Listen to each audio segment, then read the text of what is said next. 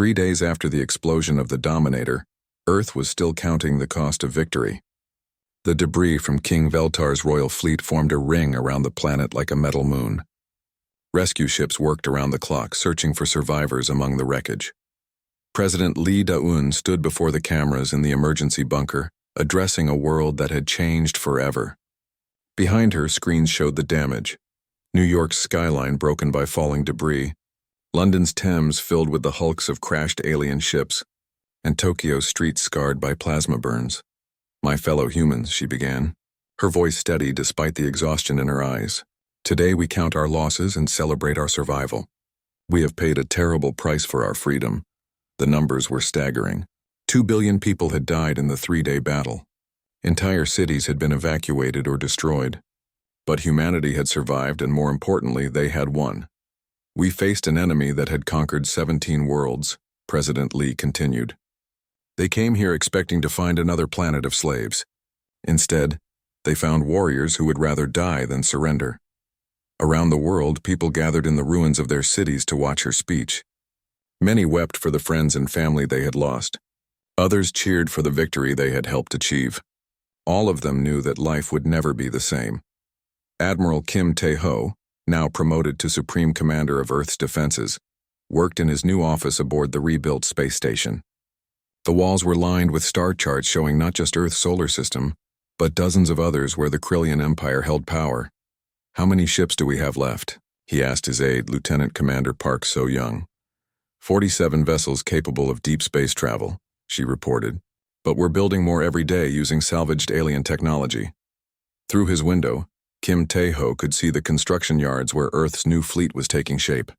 Human engineering combined with alien science was producing warships unlike anything ever built. They were smaller than Krillian vessels, but faster and more flexible. "What about personnel?" he asked. "Every military academy on Earth has a waiting list," Park So-young replied with a smile. "It seems everyone wants to join the space fleet now." The victory over King Veltar had changed humanity in ways no one had expected. Before the invasion, most people had thought of space as a frontier for scientists and explorers. Now they understood it was a battlefield where their survival would be decided. Dr. Park So-jin was busier than she had ever been in her life. Her translation programs, originally designed to help communicate with alien visitors, were now being used to interrogate prisoners and decode captured intelligence. "We've identified 43 star systems under Krillian control," she reported to the Intelligence Committee. "But more importantly, we've found evidence of resistance movements on at least 20 of those worlds." The captured alien databanks contained a treasure of information. Star charts showing the locations of Krillian bases, communication codes that could be used to contact rebel groups. Most valuable of all, the personal files of King Veltar himself, containing detailed information about the Empire's military structure. The king was not just a figurehead, Dr. Park explained. He was the central command authority for the entire Empire. With him dead, their forces are probably struggling to maintain coordination. Captain Han Ji-woo had become the most famous person on Earth, but fame was the last thing he wanted. He preferred to spend his time aboard the Indomitable, training new crews and preparing for the battles to come. "Sir, there's a delegation here to see you," said Lieutenant Park Jae-won. "They want to discuss movie rights," Captain Han sighed. "Tell them I'm busy. We have a war to prepare for." Through his ship's windows, he could see the orbital shipyards where Earth's new fleet was being built. Each vessel incorporated lessons learned from the recent battle. Stealth systems based on the quantum cloaking technology. Weapons that combined human engineering with alien power sources. Most importantly, communication systems that couldn't be hacked or jammed. "How long before the new ships are ready?" he asked. "The first squadron should be operational within 6 months," Lieutenant Park replied. "Admiral Kim wants you to command it." Captain Han nodded. He had no desire for glory or fame, but he understood his duty. The Krillian Empire would not forgive the death of their king. More ships would come, probably in greater numbers than before. Engineer Song Tae-jun was leading the most important salvage operation in human history. His teams worked throughout the debris field, recovering alien technology and learning how it functioned. Every piece of equipment could provide new insights into Krillian capabilities. "We've recovered over 300 intact power cores," he reported to his supervisors. Each one produces more energy than our largest nuclear reactor. The alien technology was incredibly advanced, but it was also surprisingly complex. Human engineers were finding ways to simplify the designs while maintaining their effectiveness. The result was hybrid technology that combined the best of both civilizations. "What about weapons?" asked Admiral Kim Tae-ho during one of their briefings. "The plasma cannons are beyond our current manufacturing capability," Song Tae-jun admitted. "But we can build smaller versions that are just as effective against their ships." Dr. Kwon Mi-young had been studying the captured alien prisoners, trying to understand their psychology and culture. What she learned worried her. "They don't understand the concept of individual freedom," she explained to the Intelligence Committee. "Their entire society is based on absolute obedience to authority. The idea of people fighting to defend their independence is completely foreign to them." This cultural difference had been humanity's greatest advantage in the recent battle. The aliens had expected Earth to surrender when faced with overwhelming force, just like their previous victims. They had not prepared for an enemy that fought harder when cornered. "But it also makes them dangerous," Dr. Kwon continued. "They will see our victory as a disease that must be eliminated. They won't just want revenge, they'll want to make an example of us." Colonel An Jung-min was coordinating with resistance groups across the galaxy. The captured alien communication systems allowed Earth to contact other species fighting against Krillian oppression. "We've established contact with rebels on 14 different worlds," he reported. "They're excited to learn that the king is dead, but they need weapons and supplies." The Galactic Rebellion that had been simmering for decades was finally starting to boil over. News of King Veltar's defeat had spread throughout the Empire, inspiring uprisings on half a dozen worlds. But without support, these rebels would be crushed by Krillian reinforcements. "We need to move fast," Colonel An explained to the War Council. "If we can supply the rebels with weapons and tactical support, we might be able to keep the Empire too busy to send another fleet to Earth." President Lee Da-eun faced the most difficult decision of her career. Earth had won one battle, but the war was far from over. She could focus on defense, building walls around their solar system and hoping the aliens would leave them alone.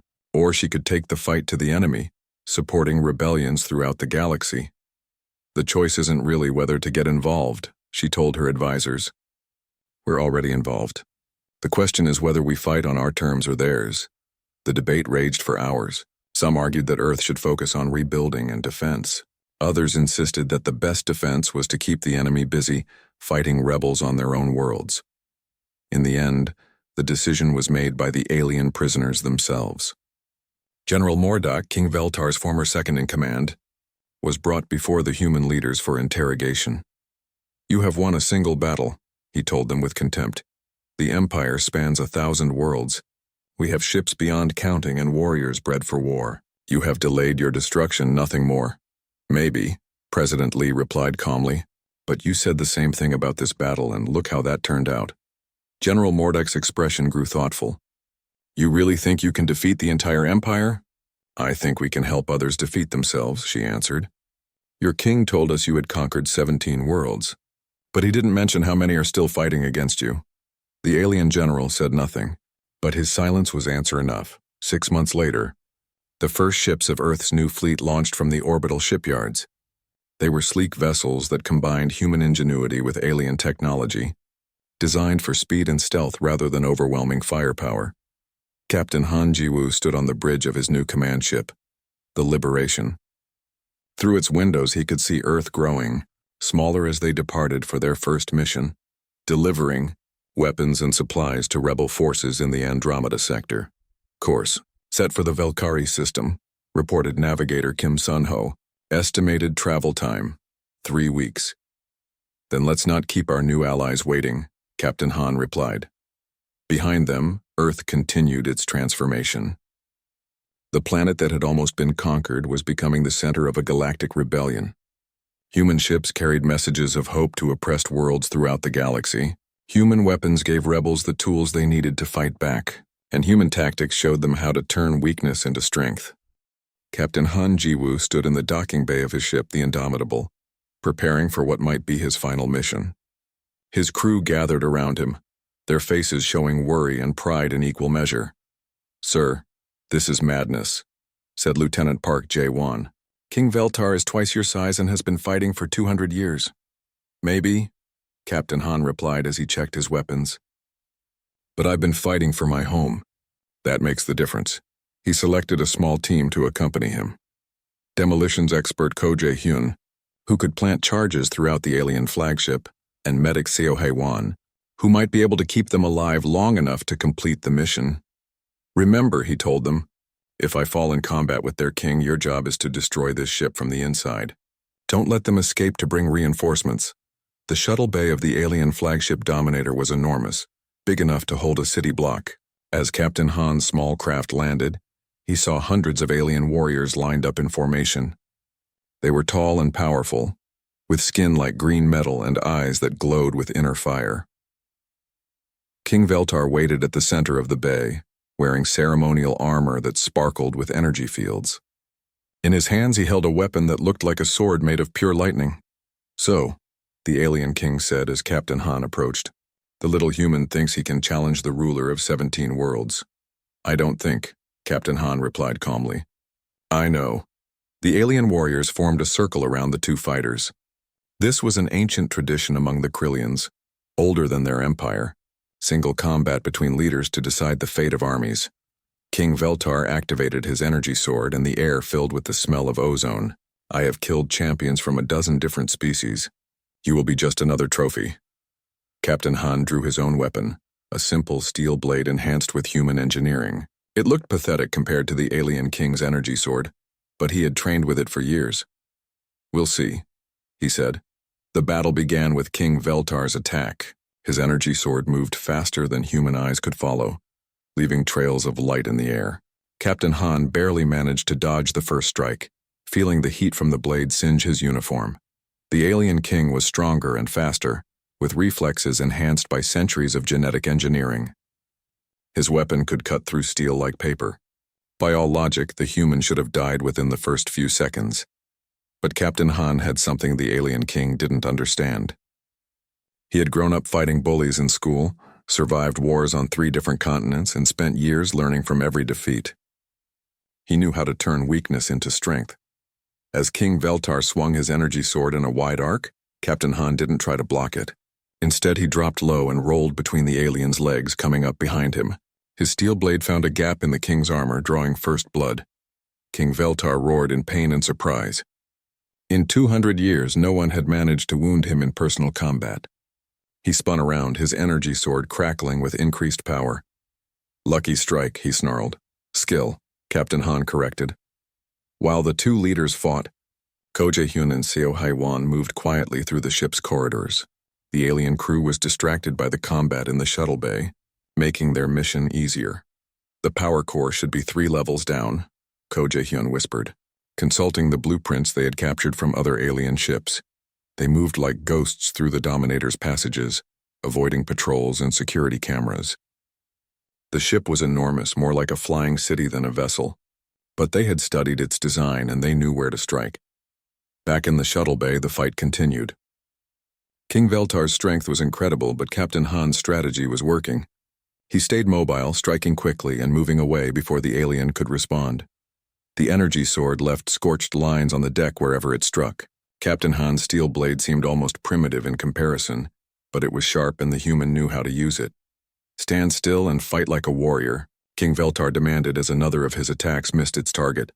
I am fighting like a warrior, Captain Han replied. A human warrior. He feinted to the left, then dove right as the alien king's sword swept through empty air. His blade found another gap in the alien's armor, this time across the back of King Veltar's leg. The alien king stumbled, his perfect balance disrupted by the wound. For the first time in the fight, doubt crept into his glowing eyes. Colonel An Jung-min watched the battle from Earth Defense Command, coordinating the final assault on the remaining alien ships. With their king fighting aboard his flagship, the Krillian fleet had lost all coordination. All units, press the attack, he ordered. We may never get another chance like this. Human ships and orbital platforms focused their fire on the alien vessels closest to Earth. Without proper communication or leadership, the enemy fleet began to break apart. Some ships tried to retreat, others fought desperately, and a few simply drifted helplessly in space. Sir, "We're receiving surrender signals from 12 alien vessels," reported Communications Officer Park Min-soo. "Accept their surrender and place them under guard," Colonel An replied. "But keep firing on any ship that resists." Deep inside the Dominator, Ko Jae-hyun found what he was looking for. The ship's main power core was a massive sphere of contained energy, surrounded by force fields and cooling systems. "This is it," he told Seo Haiwan over their radio. "If I can overload this core, it'll destroy the entire ship." "How long do we have?" she asked. "Once I start the overload sequence, maybe 10 minutes before the explosion." Ko Jae-hyun began placing his charges around the power core. The devices were small but incredibly powerful, designed to disrupt the energy containment systems. If his calculations were correct, the resulting explosion would be visible from Earth. In the shuttle bay, King Veltar was beginning to tire. His energy sword, which had seemed invincible at the start of the fight, now moved more slowly. Captain Han's constant movement and precise strikes were wearing him down. "You fight without honor," the alien king gasped, breathing heavily. "I fight to win," Captain Han replied. "Honor won't save my people." King Veltar lunged forward with his energy sword, putting all his remaining strength into the attack. Captain Han waited until the last possible second, then sidestepped and brought his steel blade up in a perfect arc. The human sword found the gap between King Veltar's helmet and chest plate. The steel blade, sharp as a razor and guided by years of training, sliced through alien flesh and found the king's heart. King Veltar's eyes went wide with shock. He looked down at the human blade protruding from his chest, then up at Captain Han's determined face. "Impossible," he whispered. "Nothing's impossible when you're fighting for your home," Captain Han said softly. King Veltar fell to his knees, then collapsed onto the deck of his own ship. The ruler of 17 worlds, conqueror of the Krillian Empire, was dead by the hand of a human captain. The alien warriors in the shuttle bay stood frozen in shock. Their king, whom they had believed invincible, lay dead at the feet of a being they had considered primitive. "Your king is dead," Captain Han announced to the silent aliens. "The battle is over. Surrender now and you will be treated with mercy." Some of the aliens dropped their weapons immediately. Others looked around uncertainly, unsure what to do without their leader's commands. A few raised their weapons, preparing to avenge their fallen king. Ko Jae-hyun's voice crackled over Captain Han's radio. "Captain, the charges are set. We have 8 minutes before this ship explodes." Captain Han nodded and activated his emergency beacon. Within minutes, human shuttles began landing in the Dominator's bay, carrying Marines and medics to secure the ship and treat the wounded. But not everyone was ready to surrender. General Morduk, King Veltar's second-in-command, appeared in the shuttle bay with a squad of elite guards. "The human cheated," he roared. "This was not honorable combat." "Your king issued the challenge," Captain Han replied.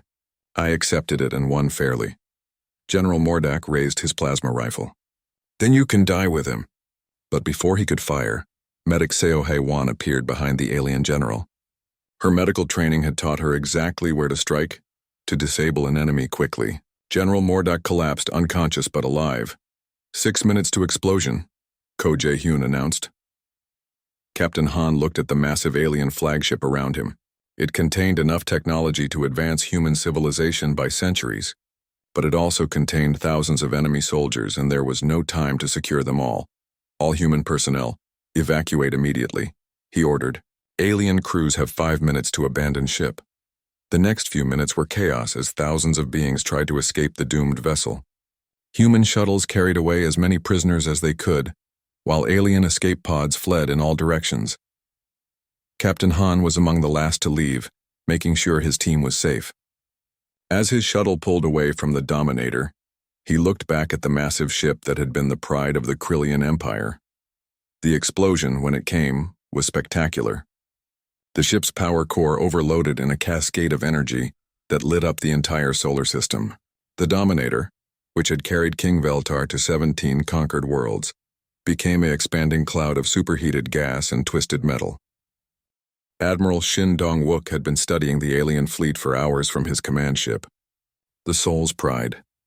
He was Earth's most experienced space tactician, and he saw something the aliens didn't expect him to notice. "They're using the gravity well of our moon to stabilize their formation," he told his officers. They think it gives them an advantage. Captain Li Yujin looked at the tactical display. How is that a weakness, sir? Because we know our own solar system better than they do, Admiral Shin replied with a cold smile. Prepare for a slingshot maneuver. We're going to use their own physics against them. The Soul's Pride was Earth's second largest warship, carrying weapons that had been upgraded with technology salvaged from the battle. Admiral Shin ordered his ship to dive toward the moon at maximum speed. King Veltar watched the human ship's approach with amusement. Look, they're trying to ram us. How pathetic. But as the Soul's Pride swung around the moon, it gained incredible speed from the gravitational pull. The ship emerged from behind the lunar surface like a missile, heading directly for the alien command formation. All batteries, fire, Admiral Shin ordered. The upgraded human weapons struck the alien ships with surprising force. Plasma bolts that would have bounced off alien shields a day ago now punched through their armor. The aliens had not expected humans to adapt their technology so quickly. Major Lim Hyun-soo led his battalion of mech pilots into battle for the first time. The power armor suits were new and experimental, built using alien technology captured from the early fights. Each suit stood 12 feet tall and carried weapons that could damage alien hulls. Remember your training, he told his pilots over the radio. These suits are faster and more flexible than alien mechs, but their weapons are still stronger. Hit and move, hit and move. The human mechs launched from hidden bases on Earth's moon, using rocket packs to reach the battle zone. They looked tiny compared to the massive alien ships, but they were fast and hard to hit. Major Lim targeted an alien destroyer that had lost its shields to the orbital laser platforms. He fired his suit's plasma rifle in controlled bursts, aiming for the ship's weapon systems. The alien vessel tried to swat him away with its point defense guns, but he was too quick. I'm hit, called out Sergeant Ko Jin-ho. His mech was spinning out of control, trailing fire and smoke. Eject, Major Lim ordered. But Sergeant Ko had a different idea. He pointed his damaged mech toward the bridge of an alien cruiser and activated his suit's self-destruct system. The explosion tore a hole in the enemy ship's command center, killing dozens of alien officers. Dr. Kwon Mi-young worked frantically in her laboratory aboard the Soul's Pride. She had been studying pieces of alien technology recovered from the battle, trying to understand how their weapons worked. I think I've got it, she told her team. Their plasma systems use a quantum field to contain the energy. If we can generate the same field, we can make weapons just as powerful as theirs. Within hours, her team had built prototype weapons using a combination of human engineering and alien science. The new guns were bulky and dangerous, but they packed enough power to damage alien warships. Get these to Captain Han immediately, Dr. Kwon ordered. Captain Han Ji-woo received the new weapons just as his ship, the Indomitable, entered the main battle zone. His crew quickly installed the hybrid weapons on their ship's gun mounts. Target the alien cruiser to starboard, he ordered. Let's see if these new toys work. The Indomitable fired its upgraded weapons at the alien vessel. The plasma bolt struck with tremendous force, punching through shields that had seemed invincible before. The alien cruiser staggered under the impact, its hull cracked and bleeding atmosphere. Direct hit, shouted Lieutenant Park Jae-won. Their shields are down. Captain Han smiled grimly. All ships concentrate fire on that cruiser. Let's finish it. Sergeant Ro Chan-ho found himself face-to-face with an alien warrior in the corridors of a damaged Krillian destroyer. His squad had boarded the enemy ship to plant explosives, but they had been discovered. The alien was 8 feet tall and covered in natural armor that looked like green metal. It carried a weapon that glowed with deadly energy. By all rights, the human soldier should have been dead within seconds, but Sergeant Ro had something the alien didn't expect: years of training in close combat, and the desperate cunning of someone fighting for his home. As the alien raised its weapon, Ro dove to the side and rolled behind a piece of debris. The alien's shot melted the metal where he had been standing. Ro popped up and fired his rifle in short bursts, aiming for the joints in the alien's armor. The alien was stronger and better armed, but it was also slower and less flexible. It had grown used to winning battles through superior technology. Ro won through speed, tactics, and the refusal to give up. When the alien fell, Ro took its weapon and continued his mission. The explosives his team planted would take out the destroyer's main power core. Communications specialist Park Yoon-seo had been working on a special project in the deepest levels of Earth Defense Command. She was a computer expert, and she had been studying the virus programs found in captured alien systems. Their network is like nothing we've ever seen, she told her team. But it has one weakness. Everything connects back to their command ships. If we can get a virus into their main network, we can spread it through their entire fleet. The challenge was getting the virus into the alien system. But Park Yun-seo had an idea. During the battle, human forces had captured several alien communication devices. She could use these to access the enemy network. This is going to be tricky, she warned cyber warfare expert Young Min-gyu. If they detect what we're doing, they'll cut the connection immediately. Then we'll have to be fast, Young Min-gyu replied.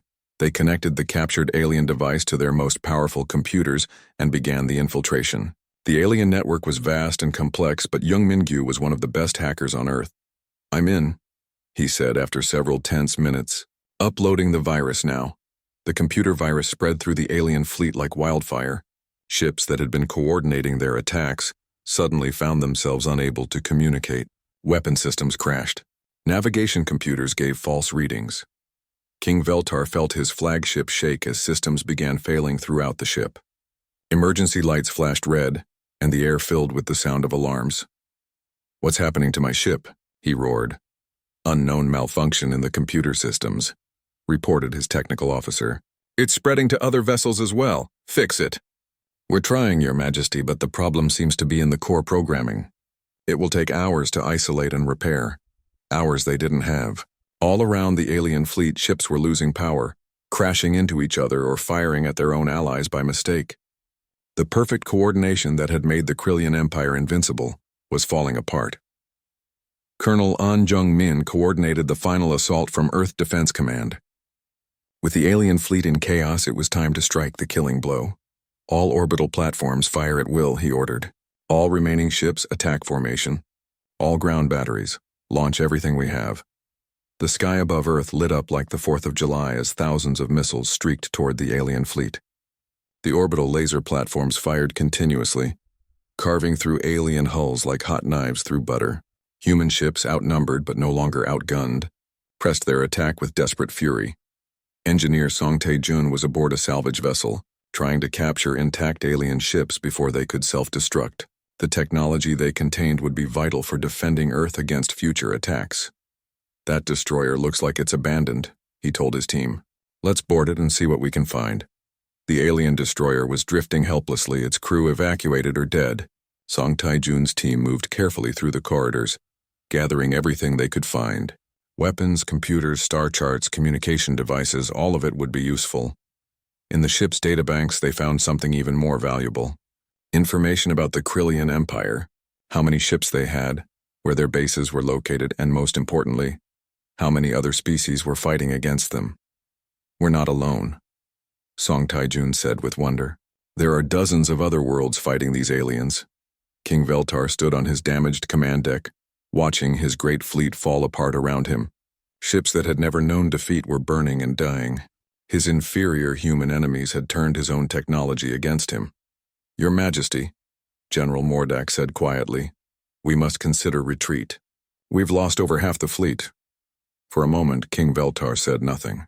He had ruled the Krillian Empire for 200 years, conquered 17 worlds, and never known defeat. The thought of running from primitive humans was almost unbearable.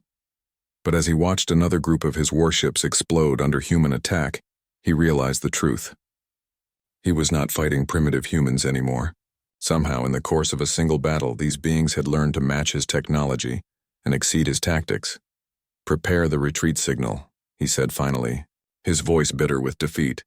But before he could give the order, something new appeared on his sensors. A human ship was approaching his flagship directly, ignoring all the weapons pointed at it. Incoming transmission, reported his communication officer. The explosion from Captain Oh Seung-jae's ship lit up the darkness of space like a star being born. On Earth, billions of people saw the flash and knew the battle had begun. Many fell to their knees and prayed. Others grabbed weapons and ran to their positions. King Veltar felt his flagship shake from the blast. Warning lights flashed red across the command deck. He had ruled an empire for 200 years, but no one had ever dared to attack his personal vessel. Damage report, he roared at his officers. Hull breach on decks 12 through 15. came the reply. 17 crew members dead. Forward shields down to 60%. The alien king's hands clenched into fists. These insects think they can hurt us? Show them their mistake. But before the aliens could respond, Commander Nahirim's fighters struck again. This time they targeted the fleet's sensor arrays with surgical precision. Her pilots had studied the alien ships for hours, identifying weak points in their armor. Alpha Team, hit the communication dish on the large cruiser, she ordered through her radio. Beta Team, take out the sensor array on the destroyer to our left. Pilot Song Haye-jin dove her fighter toward a massive alien vessel. The quantum cloaking device made her ship invisible, but she could feel the energy draining from her systems. She had maybe 3 minutes before the device failed. Her laser cannons fired in short, precise bursts. The alien communication dish exploded in a shower of sparks and metal. Before the enemy could locate her, she activated her ship's afterburners and disappeared into the darkness. All across the alien fleet, similar attacks were happening. The Krillian ships were powerful, but they were built for fighting other large vessels, not tiny fighters that appeared and vanished like ghosts. We can't get target locks, reported the alien sensor officer. Their ships are too small and fast. General Mordak studied the tactical displays with growing concern. Your Majesty, we're losing coordination between our ships. Too many communication arrays are damaged. King Veltar's yellow eyes burned with fury. Then we fight ship by ship. All vessels open fire on anything that moves. The alien fleet began shooting wildly into space, their plasma cannons creating brilliant streaks of deadly energy. Most of the shots hit nothing but empty void, but a few found their targets. Pilot Lee Chung-min felt his fighter shake as an alien plasma bolt grazed his wing. His quantum cloaking device sparked and died, leaving him visible to enemy sensors. I'm hit, he said into his radio. Cloaking is down. Get out of there, Commander Nahirim ordered. But Lee Chung-min saw an opportunity. A large alien destroyer was directly ahead of him, its main weapons charging for another shot at Earth. His fighter was damaged and his cloaking was gone, but his missiles still worked. For my family, he whispered, remembering his wife and children safe in the underground shelters. He fired both missiles at point-blank range and pulled his fighter away as fast as he could. The missiles struck the alien destroyer's weapon systems, causing a chain reaction that tore through 3 decks of the enemy ship. Lee Chang-min's fighter was caught in the explosion. He died instantly, but his sacrifice had crippled one of the alien fleet's most dangerous vessels. Captain Han Ji-woo watched the battle from the bridge of the Indomitable. His ship was moving toward the alien fleet at maximum speed, but it would be several minutes before he could join the fight. How many fighters have we lost? He asked Lieutenant Park Jae-won. 17 so far, came the grim reply. But they've disabled 43 alien ships. Captain Han nodded. It was a terrible trade, but it was working. The alien fleet was powerful, but it was also confused and disorganized. Their overwhelming numbers were becoming a disadvantage as they got in each other's way. Engineer Kang Woo-bin was ready with the next phase of the plan. From orbital mining stations around Earth, powerful industrial lasers suddenly came online. The aliens had ignored these stations, thinking they were harmless civilian structures. All platforms. Target the alien ships closest to Earth, he ordered. The mining lasers were designed to cut through solid rock, but they worked just as well on alien armor. Bright beams of focused energy reached across space, burning through hull plating and damaging weapon systems. One laser beam struck an alien cruiser's fuel tank. The ship vanished in a massive fireball that could be seen from the surface of Earth. The explosion was so bright that it lit up the night sky over Asia like daylight. King Veltar was no longer amused. His easy conquest had turned into a real battle, and his ships were taking damage. Worse, his carefully organized fleet was falling apart as communication between vessels broke down. How many ships have we lost? He demanded. 47 destroyed or disabled. General Mordak reported reluctantly. Another 63 have significant damage. Out of 8,000 ships. King Veltar roared. These humans have maybe 300 vessels. Yes, Your Majesty. But they're fighting differently than we expected. They don't line up for formal battle. They strike from hiding and run away. King Veltar had conquered 17 worlds using the same tactics. Large fleets meeting in open space, the stronger force overwhelming the weaker. But humans were not fighting like civilized beings. They fought like animals, using tricks and traps. Dr. Park So-jin was listening to alien communications from her station on Earth Defense Command. The translation systems were working overtime as angry alien voices filled the airwaves. "They're getting frustrated," she reported to Admiral Kim Tae-ho. "They keep asking why we won't fight properly." "What do they mean by properly?" the Admiral asked. "From what I can understand, they expect us to form battle lines and meet them ship to ship in honorable combat." Admiral Kim Tae-ho laughed for the first time in days. "Honor is something you can afford when you're winning. We're fighting for our survival." Tactical Officer Im Ye-jin was tracking the alien fleet movements on her screens. Despite the chaos, she could see patterns in their formations. "Sir, the aliens are regrouping," she reported. "They're pulling their damaged ships back and forming a protective screen around their command vessels." "Smart," Admiral Kim Tae-ho said. "But it also makes them predictable." He opened a communication channel to all Earth forces. "All units, the aliens are bunching up. Time for Phase 2. Captain Oh Min-seo commanded one of Earth's few remaining destroyers. Her ship was old and slow, but it was packed with nuclear missiles. She had been waiting for this moment. "Set course for the center of the alien formation," she ordered her crew. "Maximum speed." "Ma'am, that's suicide," her first officer protested. "Maybe," Captain O replied. "But we'll take a lot of them with us." Her destroyer accelerated toward the alien fleet, surrounded by the wreckage of the early battle. The ship's nuclear missiles were armed and ready. She would get as close as possible before releasing them all at once. King Veltar saw the human ship approaching and smiled coldly. "Finally, one of them wants to fight like a warrior. All ships target that destroyer." Hundreds of plasma cannons turned toward Captain O's vessel.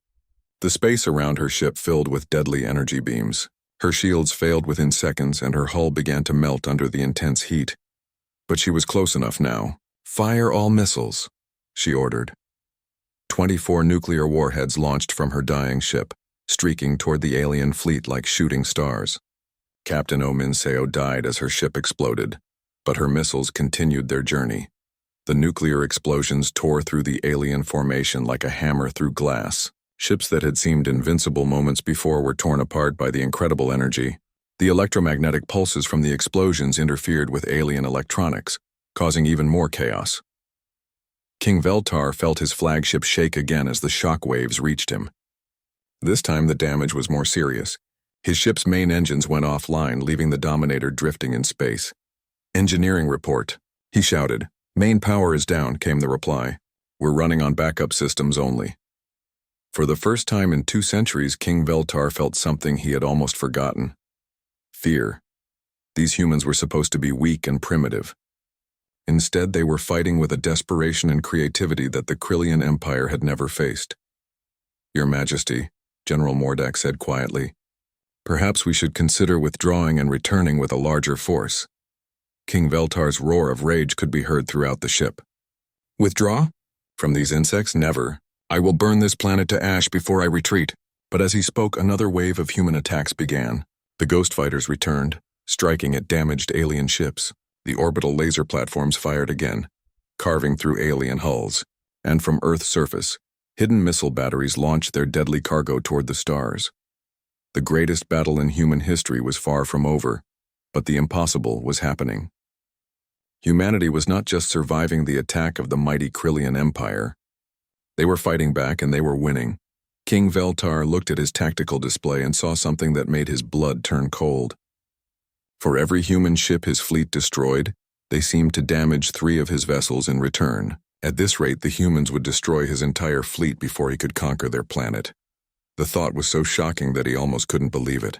But the evidence was right there on his screens. These primitive beings were actually defeating him. Dr. Yoon Jae-sung had not slept for 3 days. His eyes were red and his hands shook from too much coffee, but his mind was sharp. In his secret laboratory beneath Seoul, he worked on humanity's last hope.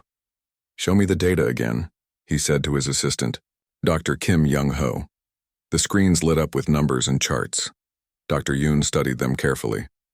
For months, his team had been working on quantum cloaking technology. It was supposed to make ships invisible to enemy sensors. The problem was it only worked for a few minutes at a time. What if we don't need it to work for hours? He asked himself out loud. What if a few minutes is enough? Dr. Kim Young-ho understood immediately. Hit-and-run attacks. Strike fast, disappear, strike again somewhere else?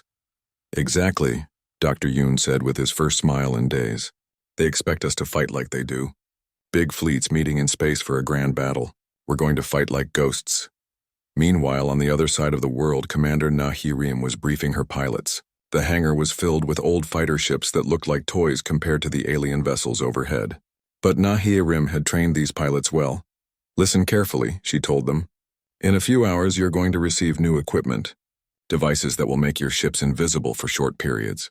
You'll have maybe 5 minutes before the aliens can see you again. Pilot Song Hee-jin raised her hand. 5 minutes isn't very long, Commander. It's long enough to kill something and run away, Narration replied. That's all we need.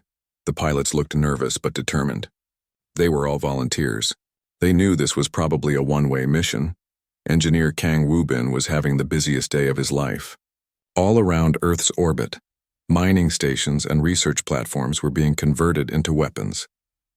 It was dangerous work that had to be done in secret, while the alien fleet watched from above.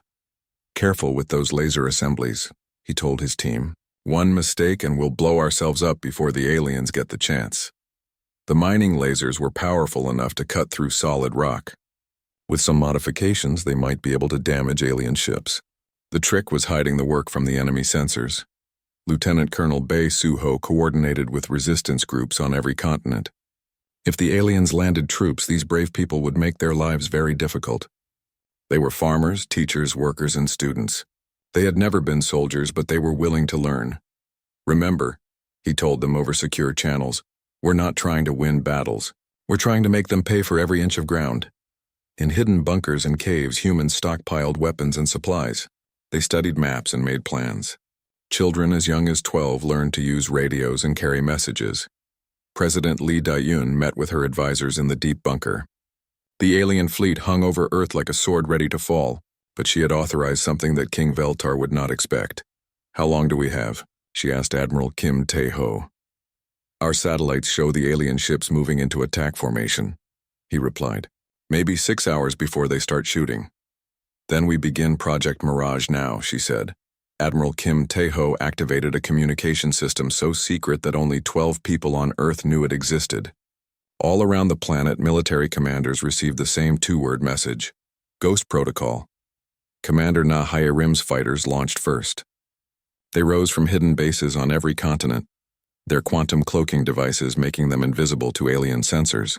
The devices were attached to their ships like metal backpacks humming with dangerous energy. Remember the plan, Narashin said over the radio. Find their communication arrays. Destroy them, get out. Don't try to be heroes. The fighters spread out across space like invisible arrows. Each pilot's heart was racing, but their hands were steady on the controls. Captain Oh Sung-jae prepared for his part of the mission. His cargo ship had been modified in ways that would have terrified him a week ago. Nuclear warheads were packed into the cargo hold, surrounded by conventional explosives.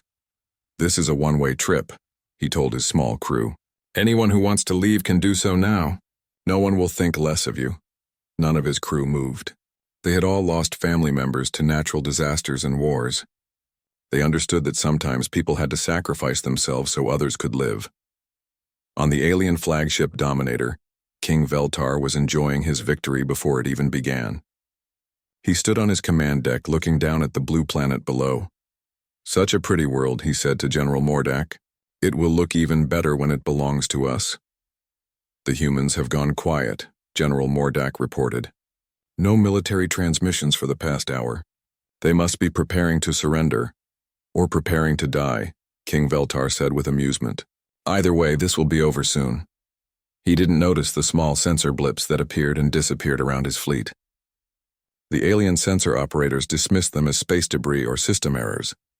Dr. Park So-jin worked in the communication center, listening to alien transmissions. She had learned enough of their language to understand basic conversations. What she heard made her both hopeful and worried.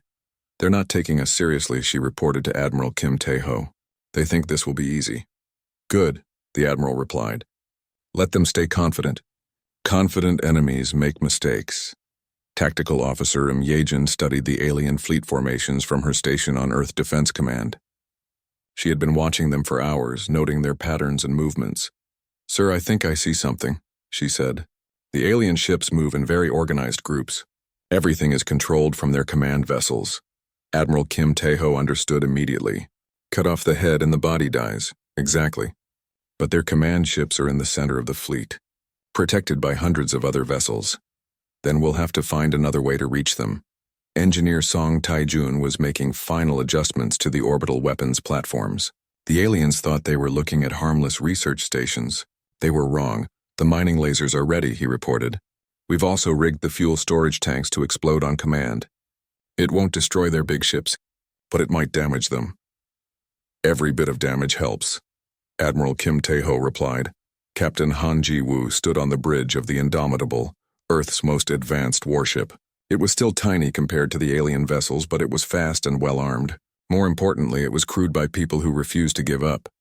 All stations report ready, said his first officer, Lieutenant Park Jae-won. Then let's show these aliens what humans are made of, Captain Han replied. King Veltar was getting impatient. He had given the humans time to surrender, and they had chosen war instead. It was time to teach them the price of defying the Krillian Empire. Begin the attack, he ordered. Target their major cities first. I want them to see their civilization burning. The alien fleet spread out across Earth's orbit like a metal cloud. Weapons charged with energy that could melt stone. Shields activated that had never been broken. But as the first alien ships moved toward Earth, something unexpected happened. Small explosions began appearing around the fleet's outer edge. Communication arrays sparked and went dark. Sensor dishes crumbled into metal fragments. What's happening? King Veltar roared. Unknown contacts, Your Majesty, reported his sensor officer. They appear and disappear too quickly to track. Impossible. Nothing can hide from our sensors. But the attacks continued. Commander Nahirim's ghost fighters struck like lightning, destroying communication equipment and disappearing before the aliens could respond. The alien fleet, so organized moments before, began to fall into confusion. Sir, we're losing contact with 17 outer patrol ships, General Mordak reported, worry creeping into his voice. King Veltar's yellow eyes burned with anger. These humans dare to attack us. Show them what real power looks like. All ships open fire on the planet. But as the alien weapons began to charge, Captain Oh Sung-jae's cargo ship appeared directly in front of the flagship Dominator. For a moment, the two vessels faced each other across the void of space. For Earth, Captain Oh Sung-jae shouted into his radio, knowing no one could hear him. The nuclear explosion lit up space like a new sun. The blast damaged dozens of alien ships and sent shockwaves through the entire fleet. It was the first time in centuries that anyone had drawn blood from the mighty Krillian Empire. The real battle was just beginning. Admiral Kim Tae-ho sat in his command chair aboard the United Earth Defense Station, watching the peaceful stars through the main screen. The coffee in his cup had gone cold hours ago, but he didn't mind. Space duty was usually quiet, and he liked it that way. Sir, we're getting strange readings, said Lieutenant Park Min-jun from his station. His voice carried worry. Kim Tae-ho walked over to look at the screens. Large red dots appeared at the edge of their solar system. Too many to count. Too big to be asteroids. Run a full scan, Kim Tae-ho ordered. His stomach felt tight. In 30 years of service, he had never seen anything like this. The scanning took 10 minutes. The results made everyone in the room go quiet. Ships, thousands of them, all heading toward Earth. Dr. Park So-jin was eating lunch in her small office when her communication device started beeping. She was Earth's best expert on alien languages, though she had never actually met any aliens. That was about to change. Doctor, we need you at the main communication center right now, said the voice on the other end. It was Admiral Kim Tae-ho himself. She ran through the corridors of the space station. Her heart was beating fast. When she reached the communication center, she saw everyone looking scared. We're receiving a message, Kim Tae-ho said. It's not in any human language. The main screen showed a creature that made Park So-jin step back. It looked like a giant lizard walking on two legs. Its skin was dark green with silver marks. Its eyes were bright yellow and cold. It wore armor that seemed to glow with its own light. I am King Veltar of the Krillian Empire, the creature said. The words came through the translation system Dr. Park So-jin had built years ago. She was proud it was working. Your species is weak, King Veltar continued. We have watched you from far away. You fight each other instead of growing strong together. You pollute your own planet. You are not worthy of the gift of life. Kim Tae-ho felt anger rise in his chest, but he stayed quiet. But we are kind, the alien king said with what might have been a smile. We will give you a chance to serve us. You have exactly 72 hours to surrender. Open your cities to our forces. Lay down all weapons. Accept our rule. The screen showed images of the alien fleet, ship after ship, each one bigger than Earth's largest space station. Weapons that glowed with deadly energy. Shields that sparkled like diamonds. If you refuse, King Veltar said, we will turn your planet into dust. We have done this to 17 other worlds. Their people thought they were strong too. They were wrong. The message ended. The communication center was completely silent. President Lee Da-un received the call while she was in a meeting about new schools. Within an hour, she was in the emergency bunker deep under the capital city. The world's leaders joined by video link. How many ships? She asked Admiral Kim Tae-ho. Our best count is 8,000, he replied. Each one has enough firepower to destroy a city. General Choi Min-ho, the head of Earth's military, looked tired. We have 300 ships total. Most of them are cargo vessels we converted for defense. We can't win a direct fight. Then we surrender, said the president of Europe. What choice do we have? We fight, said Captain Han Ji-woo. He had joined the meeting from his ship, the Indomitable. It was Earth's newest warship, but even it was tiny compared to the alien vessels. Fight with what? Asked the president of Asia. They'll destroy us in minutes. Maybe, Han Ji-woo said. But at least we'll die as free people, not as slaves. President Lee Da-un looked around the room. She saw fear in every face. But she also saw something else. The same thing her grandfather had when enemy forces occupied their country decades ago. The refusal to give up. We need more time, she said. Send a message to this King Veltar. Tell him we need to discuss terms. King Veltar received the message on his flagship, the Dominator. The ship was 5 miles long and covered in weapons. He laughed when he heard Earth's request. They want to talk, he told his advisors, just like all the others. First they act brave, then they beg. Should we give them time, Your Majesty? Asked General Mordak. Why not? Veltar said. Let them suffer with fear for a few more days. It will make their surrender sweeter. He looked at the blue planet on his screen. It was pretty, he thought. It would make a good home for Krillian nobles after they removed all the humans. Back on Earth, the clock was ticking. In secret meeting rooms around the world, military leaders worked on desperate plans. They knew they couldn't match the aliens' technology. But humans had one thing the aliens might not expect. They were willing to die for their freedom. Dr. Yoon Jae-sung worked in his laboratory without sleep. He was Earth's best quantum physicist, and he had an idea. A dangerous, crazy idea that might give humanity a chance. If we can't fight their technology, he told his team, maybe we can fight around it. Commander Na Hye-rim gathered her best pilots. They were young, brave, and had nothing left to lose. Their fighters were old and weak, but they had trained for years to fly them. They expect us to line up and fight like gentlemen, she told them. We're not going to do that. Engineer Kang Woo-bin looked at Earth's orbital stations. They were built for mining and research, not war. But with the right changes, they could become weapons. We'll turn everything into a gun if we have to, he said. The 72 hours passed slowly. People around the world watched the skies, waiting for the end. Some prayed. Some cried. Some cleaned their weapons. King Veltar was getting impatient. He ordered his fleet to move closer to Earth. Soon, everyone on the planet could see the alien ships as bright stars in the daylight sky. Send another message, he ordered. Tell them their time is up. President Lee Da-un stood before the cameras to address the world. She looked calm, but her hands were shaking. My fellow humans, she said, today we face our greatest test. An enemy has come to our world and demanded our surrender. They promise to make us slaves if we obey or to kill us if we don't. She paused and looked directly into the camera. I have one thing to say to King Veltar and his empire. Earth's answer is no. We will not surrender. We will not bow. We will fight with everything we have, and if we must die, we will die standing up. Around the world, people cheered. It was the cheer of the doomed, but it was also the cheer of the free. King Veltar received the message and roared with anger. Fools, they choose death over the honor of serving us. He turned to his fleet commanders. Begin the attack. Show them what happens to those who defy the Krillian Empire. The alien ships moved toward Earth like a storm of metal and fire.